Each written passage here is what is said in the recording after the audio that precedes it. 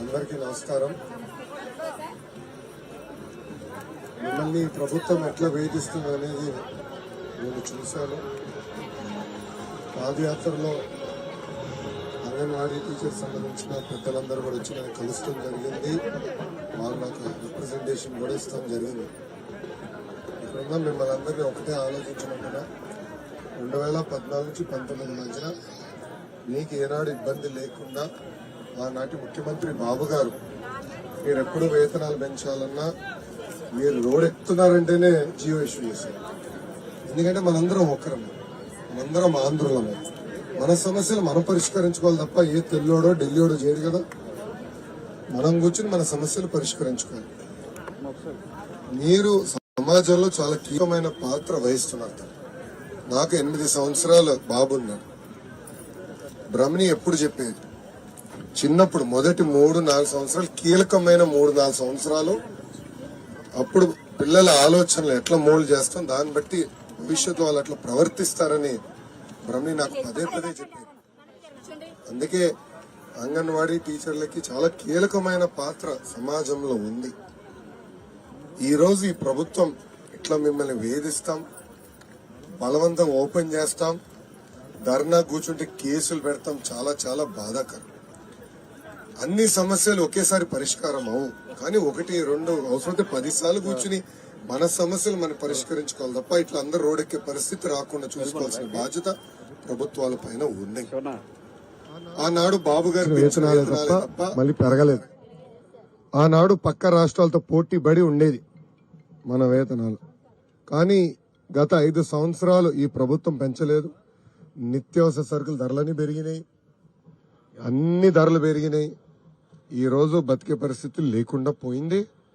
తప్పనిసరిగా మీ డిమాండ్లు అనేది న్యాయపరమైన డిమాండ్లు, అది మన ప్రభుత్వం అధికారంలోకి వచ్చిన వెంటనే పరిష్కరిస్తామని సభాముఖంగా నేను హామీ ఇస్తున్నాను. రెండో విషయం తల్లి, మీ పైన కేసులు పెడతాం చాలా చాలా బాధాకరం.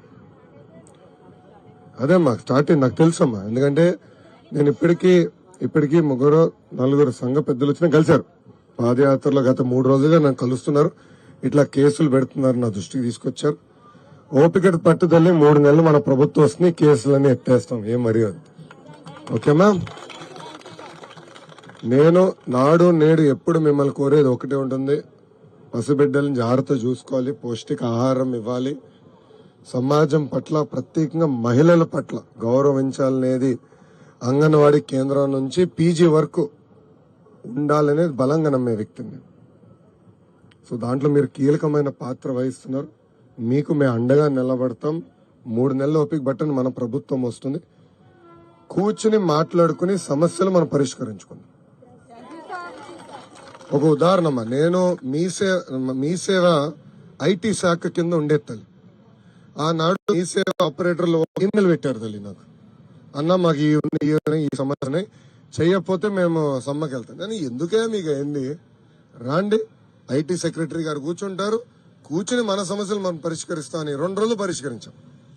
ఇప్పుడు పాపం మీ సేవలు కూడా రోడ్డు మీద పడేశారు. చూడండి ఎంత అన్యాయం. అట్లా ఉండకూడదమ్మా. ఎందుకంటే తరతరాలుగా మీరు పనిచేస్తున్నారు, కీలకమైన పాత్ర మీరు కానీ మీ సేవ ఆపరేటర్లు కానీ అందరు కీలకమైన పాత్ర వహిస్తున్నారు. కానీ ఈ రోజు కావాలని మిమ్మల్ని వేధిస్తున్నారు, ఇది సరికాదు. మీకు అండగా నిలబడుతుంది తెలుగుదేశం పార్టీ అని సభాముఖంగా నేను హామీ ఇస్తాను. ఓకేనమ్మా? నేను వెళ్ళొస్తాను. అమ్మా ఎవరమ్మా? మీరమ్మా ఆడతారు. మన నియోజకవర్గం నుంచి మన లోకేష్ అన్న మనకి మంచిగానే చాలా సానుకూలంగా స్పందిస్తున్నారు. ఈ మాట ప్రభుత్వం వచ్చిన తర్వాత కూడా నిలబెట్టుకుంటారని మేము ఎంత ఎదురు చూస్తూ ఉంటాము. తర్వాత ఈ రోజు అమ్మ ధరలు ఎంత పెరిగాయో మనందరికీ తెలుసు. పెరుగుతున్న ధరలకు అనుకూలంగా ఈ రోజు మనం జీతాలు పెంచమంటున్నాం. ఒక ఎమ్మెల్యేని గానీ ఒక ఎంపీని గానీ 11,500తో ఒక్క రోజు గడపమనండి చూద్దాం. మనం మాటికి రోడ్లు ఎక్కుతున్నాం, కానీ రోడ్లు ఎక్కడమే కనిపిస్తుంది. అంగన్వాడీలు ఎప్పుడు ధర్నాలే కానీ పైనుంచి మనకి ఎలాంటి సానుకూలమైన స్పందన కూడా మనకి లేదు. ఈ రోజు మనకి జీతాలు పెంచమని ఎందుకు రోడ్డు ఎక్కితే మన పిల్లల్ని వదులుకొని, భర్తల్ని వదులుకొని, సెంటర్ని వదులుకొని, బాధ్యతలు వదులుకొని రోడ్డు ఎందుకు ఎక్కాం? ఈ రోజు మనకి ఆ వచ్చే జీతానికి మన బిడ్డలకి సరైన విద్య అందించుకోలేకపోతున్నాం, సరైన ఆరోగ్యం అందించుకోలేకపోతున్నాం. ఇన్ని విధాలుగా మనం సఫర్ అయ్యి రోడ్ ఎక్కితే మళ్ళీ ఎక్కడికక్కడ ఖండించడం, ఎక్కడికక్కడికి జైలు పాలు చేయడం, ఎక్కడికక్కడికి పోలీస్ స్టేషన్ లో పెట్టడం, నిర్బంధించడం. తర్వాత ఈ రోజు సుప్రీంకోర్టు సచివాలయ స్టాఫ్ వాలంటీర్ల చేత ఓపెన్ చేస్తున్నారండి. ఈ రోజు ఇష్యూ తర్వాత మనకి సుప్రీంకోర్టు మనకి జీవో పాస్ చేసింది గ్రాడ్యుటీ అమలు చేయమని. పాస్ చేసి అప్పుడే మనకి 2-3 ఇయర్స్ అవుతుంది. కానీ మన పక్కనున్న మన తెలంగాణ ప్రభుత్వం దానికి ఒప్పుకుంది, కర్ణాటక ప్రభుత్వం దాన్ని అమలు చేస్తుంది. కానీ మన ప్రభుత్వం సుప్రీంకోర్టు అమలు చేసిన గ్రాడ్యుయేట్ ని మాకు వర్తించండి అంటే అది మేము చేయలేమంటున్నారు. పోనీ జీతాలు పెంచమంటే అది వాళ్ళ వల్ల కాదంట. మరి ఏది వాళ్ళ వల్ల కాకపోతే మనం అందరం వాళ్ళని అక్కడ కూర్చోబెట్టి దేనికమ్మా? దేనికి చెప్పండి? మన రోడ్లలోనూ ఎండలో తిరగడానికా చెప్పండి? ఈ రోజు పని భారం, పని ఒత్తిడి చాలా ఎక్కువైపోయింది. ప్రభుత్వ ఉద్యోగస్తులు చేసే పనులన్నీ మా అంగన్వాడీ వర్కర్లతో చేయించుకుంటారు. కానీ జీతాల మాటకు వచ్చేసరికి కూలి పని చేసుకునే వాళ్ళకి వచ్చే జీతం కూడా మనకి ఈ రోజు లెక్క కట్టుకోండి. కూలి పని వెళ్లేవారు కూడా రోజుకి 1000 రూపాయలు, 800 పైనే, కానీ 500 అలాగే ఎవ్వరు కూడా కూలి పనికి వెళ్లే వాళ్ళు తెచ్చుకోవట్లేదు. అంటే మన జీతం వాళ్ళ సాటి కూడా ఈ రోజు లేదు. పని భారం, పని ఒత్తిడి కొండంత, మనకి ఇచ్చేది ఎలకంత. దయచేసి తర్వాత ఇప్పుడు సంక్షేమ పథకాలు కొన్ని పెట్టారమ్మా. సంక్షేమ పథకాలు అర్హులైన వాళ్ళకే కదా పెట్టారు. మీరు అంగన్వాడీ టీచర్ కదా, మీది ప్రభుత్వ ఉద్యోగంతో సమానం కదా, జీతం లేదు అక్కడ. అలాగనే మనకి పర్మనెంట్ లేదు, మాటకి ప్రభుత్వ ఉద్యోగులు అంతే. కానీ సంక్షేమ పథకం, మన ఇంట్లో వికలాంగులు ఉంటున్నారు, వృద్ధులు ఉంటున్నారు, హెల్త్ బాగోలేని వాళ్ళు ఉంటున్నారు, వితంతువులు ఉంటున్నారు. ఈ పెన్షన్లు ఏమి కూడా అంగన్వాడీ టీచర్ ఉన్న ఇంట్లో అంట వర్తించమంట. ఇది ఎక్కడ న్యాయం చెప్పండి అమ్మా? ఇది ఎంతవరకు సంబంధించి చెప్పండి.